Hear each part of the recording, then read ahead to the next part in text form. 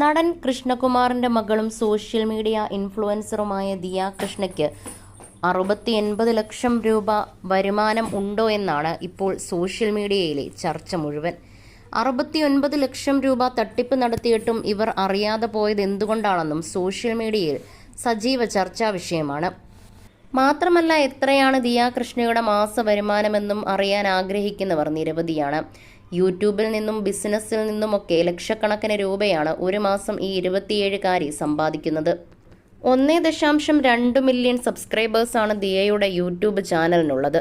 ഗൂഗിളിന്റെ കണക്കനുസരിച്ച് ഇത്രയും സബ്സ്ക്രൈബേഴ്സ് ഉള്ള ഒരാൾക്ക് 7.5 ലക്ഷം രൂപ വരെ മാസ വരുമാനമായി ലഭിക്കും.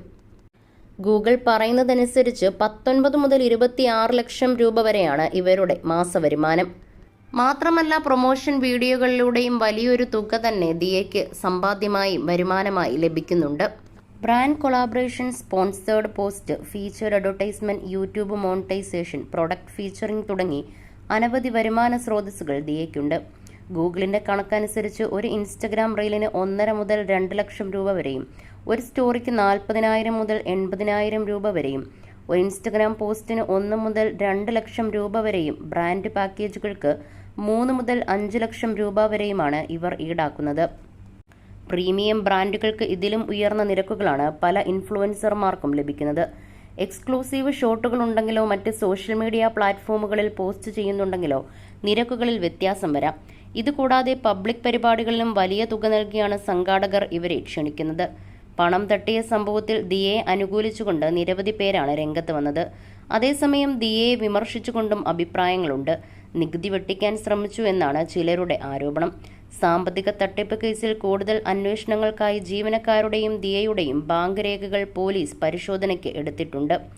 ദിയ കൃഷ്ണകുമാറിന്റെ ജീവനക്കാർ കുറ്റം സമ്മതിക്കുന്ന വീഡിയോ കൃഷ്ണകുമാറിന്റെ ഭാര്യ സിന്ധു കൃഷ്ണകുമാർ കഴിഞ്ഞ ദിവസം പുറത്തുവിട്ടിരുന്നു.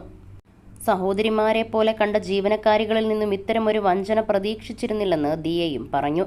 ജീവനക്കാരികളെ വിളിച്ച് കയർത്ത് സംസാരിക്കുന്ന വീഡിയോയും പുറത്തു വന്നിരുന്നു. ഇങ്ങനെ സംസാരിക്കേണ്ടി വന്ന സാഹചര്യത്തെക്കുറിച്ചും തട്ടിപ്പിനെക്കുറിച്ചും മനസ്സിലാക്കിയതിനെക്കുറിച്ചും കഴിഞ്ഞ ദിവസം ദിയ കൃഷ്ണ തന്റെ വ്ളോഗിലൂടെ പറഞ്ഞിരുന്നു. മാനസികമായി താൻ തകർന്ന അവസ്ഥയിലായിരുന്നുവെന്നും മോശം വാക്കുകൾ ഉപയോഗിച്ചതിൽ പ്രേക്ഷകർ തന്നോട് ക്ഷമിക്കണമെന്നും ദിയ പറഞ്ഞിരുന്നു. താൻ ടാക്സ് വെട്ടിക്കാൻ പറഞ്ഞുവെന്നടക്കം ഇവർ ചാനലുകൾക്ക് നൽകിയ അഭിമുഖങ്ങളിൽ പറയുന്നുണ്ട്. എന്നാൽ താൻ വിളിച്ച് ദേഷ്യപ്പെടുന്ന സമയത്ത് ഇക്കാര്യമൊന്നും പറയുന്നില്ല. ഈ ഫോൺ സംഭാഷണത്തിന്റെ വീഡിയോ എത്തിയതോടെ തന്റെ സത്യസന്ധതയാണ് തെളിഞ്ഞതെന്നും ദിയ പറഞ്ഞു.